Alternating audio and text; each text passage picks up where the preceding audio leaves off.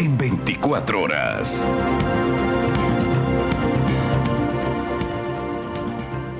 Siete y 32, doy la bienvenida a Mariana Yepes, ex fiscal general del Estado. Doctora Yepes, gracias por acompañarnos, buenos días. Hace 3 meses hablábamos de aquí mismo cuando estalló el caso Metástasis. Hoy volvemos, solamente haría falta poner una repetición de la entrevista porque es exactamente lo mismo, la corrupción enquistada en la función judicial.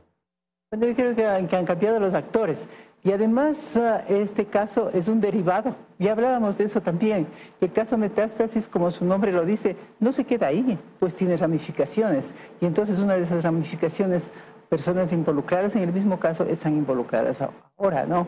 De eso me parece. Pero sí, ¿qué nos demuestra? Realmente la corrupción de la justicia, lamentablemente en un distrito muy importante del país.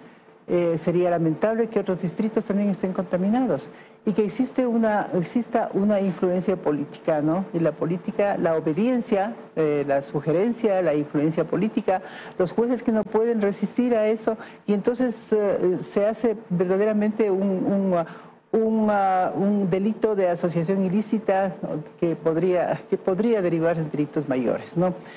Pero en el caso Metástasis creo que fue el narcotráfico. La esencia, ¿no? Aquí es la influencia política. Y eso es lo que ha derivado precisamente en la corrupción, les ha debilitado a los jueces. Y yo pues, aplaudo la actitud de la Fiscalía y también de la Policía que ha hecho las investigaciones.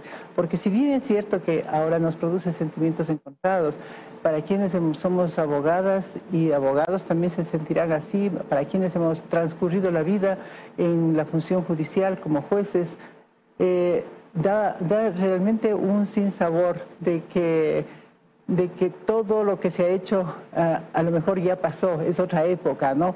Y no podemos hacer absolutamente nada para arreglar. Pero hay ocasiones en que también se piensa que de los males pueden salir bienes y esta podría ser un evento precisamente para que ahora que están en la coyuntura del nombramiento de futuros jueces para la Corte Nacional se haga con seriedad y se piense profundamente a quién se designan jueces de la Corte Nacional. Ese es el tema también porque tenemos un Consejo de la Judicatura prácticamente lleno de suplentes. Nadie del Consejo de la Judicatura elegido en 2019 queda de pie.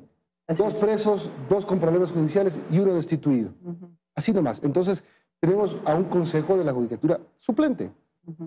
Y destituido por razones políticas también, porque es así, ¿no? Exactamente. Sí, otra vez. No, sí, volvemos a lo mismo, a la política y la influencia política. La influencia, por ejemplo, en este caso, el mayor implicado es un ex asambleísta social cristiano.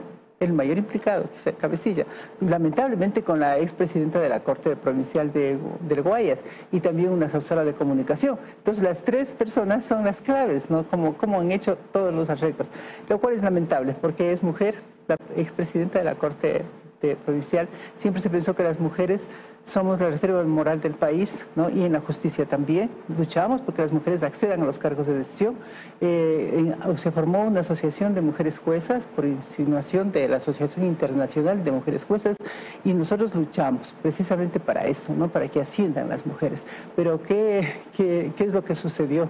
Se dejaron influenciar por la política. Y luego viene, al influenciar la política, también vienen rasgos de corrupción. O sea, hay que recibir coimas para que salgan bien y la plata viene de algún lado. Exactamente. Que no es bien habido. Exacto. Y normalmente esa plata viene del narcotráfico, del lavado de activos. Exacto. Porque nadie tiene un dinero lícito para regalar en cantidades altas para recibir una resolución favorable, ¿no? Exactamente. Ahora, doctora, cuando usted menciona la palabra social cristianos, yo me acuerdo que siempre se ha dicho que tenían influencia en el manejo de la función judicial. Recuerdo hace muchos años un reportaje o un seguimiento que hacía Arturo Torres cuando trabajaba en el comercio, sobre la influencia que tendría el Partido Social Cristiano en ese entonces de la Corte Suprema de Justicia. Usted estuvo en la Corte Suprema de Justicia, usted fue fiscal en esos años donde se decía que la injerencia política era muy grande. ¿Qué se acuerda usted de eso?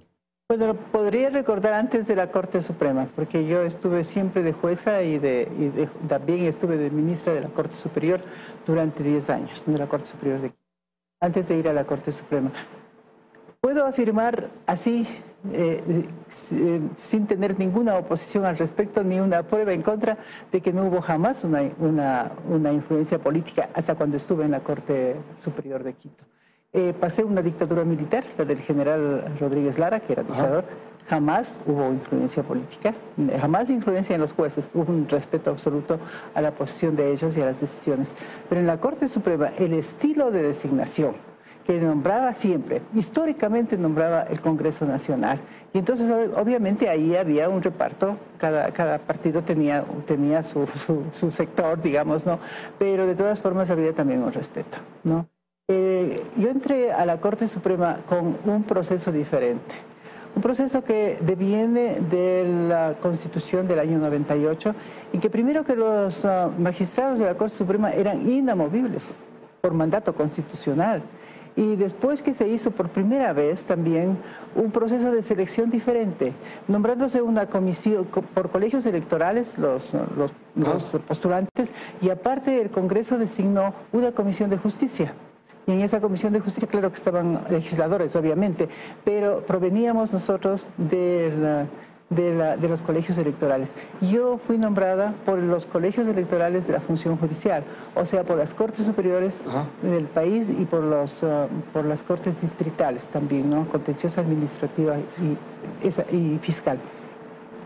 Esa era la idea. Pero nosotros nombramos también al primer consejo de la Judicatura, por mandato constitucional, y tenía otro tipo de estructura. Sus vocales eran provenientes de colegios electorales, de la función judicial, de los colegios de abogados, de la academia, de las cámaras también.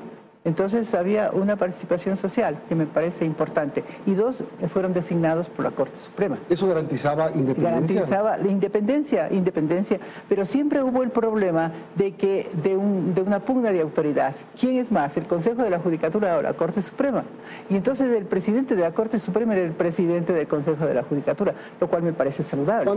¿Cuándo empieza a cambiar esto? Bueno, usted sabe que hace 17 años todo cambia, ¿no? Y no cambia para bien.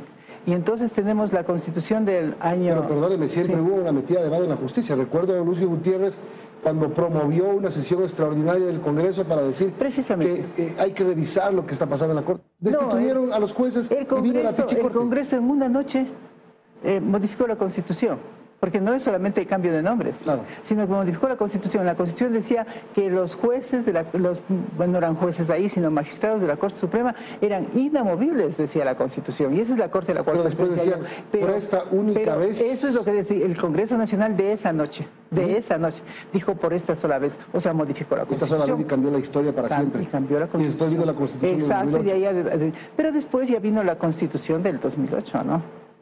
Se tiene todo un modelo para el presidencialismo, para que el presidente de la República sea el que ejerza un poder vertical, ¿no? La presencia de la política en la justicia no es nueva. No, realmente no es nueva. Yo creo que ¿cómo puede mejorar eligiendo a personas que no tengan debilidad ante las influencias políticas y de otro tipo también? Eso sí, pero el proceso que existe para elegir a los jueces, porque ya queda en la subjetividad. A mí me parece que este es honesto, cuando resulta que no lo es. Bueno, yo creo que se han hecho varios ensayos, ¿no? Pensemos desde 1830, cuando se estableció el Estado del Ecuador. Ahí también, ¿cómo era? Nombraba el Congreso. Ha habido ocasiones en que el Ejecutivo, muy pocas, nombraba, ¿no? Pero siempre se ha pensado en que la justicia debe ser independiente, como debe ser, ¿no? Que sea independiente. Y el país parece que no ha logrado llegar al modelo adecuado. ¿Debería volver al Congreso, a la función legislativa? Yo creo que podría volver. Darle carne a los leones. Lo que pasa es que también ahora, ¿quiénes son los legisladores, no? O sea, ¿cómo se ha configurado? Sí, lo que tenemos. Entonces tendríamos que hacer una modificación de acuerdo a los recursos que tenemos. Pero ahora estamos y no se ha planteado ninguna modificación de la Constitución respecto a la estructura judicial. No se ha planteado. Vamos a una consulta popular y no se ha dicho absolutamente nada de la función judicial, ¿no es cierto?, sobre la estructura. Y entonces Entonces, ¿qué debería hacer? Deberíamos trabajar con lo que tenemos. El Consejo de la Judicatura está, como le mencioné antes, en un proceso para selección de jueces de la Corte Nacional. Ese es un proceso sumamente importante porque se van a nombrar jueces de la Sala Penal, no la mayoría, pero sí un grupo alto de jueces de Corte Nacional, de la Sala Penal, y también de otras salas y también con jueces permanentes.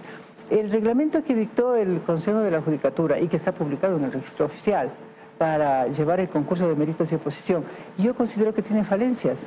Por ejemplo, no puede haber como impedimento para ser jueces, para ser postulantes, aquellos que han obtenido sentencia condenatoria ejecutoriada en delitos relacionados con la corrupción y algunos otros como violencia de género.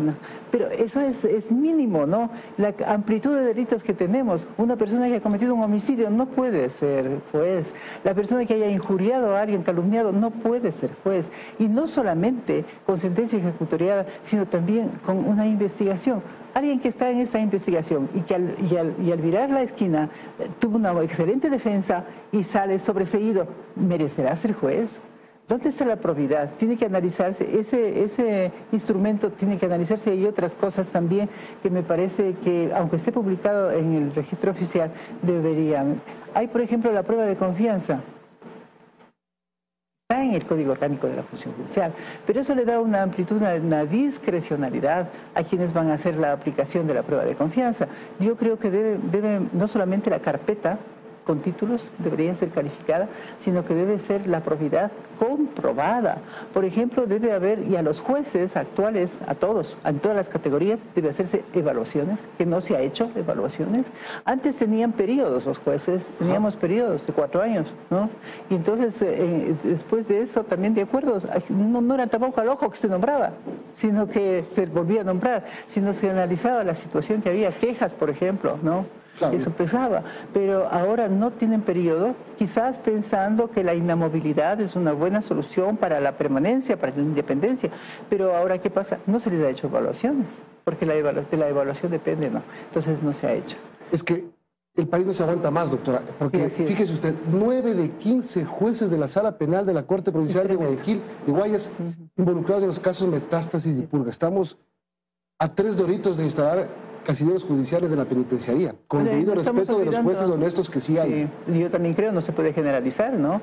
Y habrá distritos en que no hay este problema. Sería bueno un análisis, pero profundo, que hiciera el Consejo de la Judicatura. Y también debería, bueno, la Fiscalía, el momento que recibe una denuncia, ya sea de oficio o directamente, puede hacer una investigación sobre eso. Pero no nos olvidemos que existen también, creo que es un juez de la Corte Provincial de Santo Domingo y también de Manabí, ¿no? Que se encuentran involucrados en el caso Metástasis. Imagínense, estamos aquí lo que se viene además antes de la elección de nuevos jueces nacionales es la elección de conjueces temporales. Ese también es una clave que tiene que responder a la altura del país. Porque me parece que una de las personas que están involucradas, una señora, también estaba aspirando a ser conjuez temporal, ¿no? Imagínese, claro, la señora que se fugó, alguien le avisó para que se vaya la señora antes de que tenido mucho conocimiento, mucha relación para que le hagan eso, ¿no? Pero los conjueces temporales son aquellos que provienen de las cortes provinciales. Así es. Entonces tiene que hacerse un análisis serio de eso. Muchísimas gracias, doctora, por acompañarnos. Muchas gracias.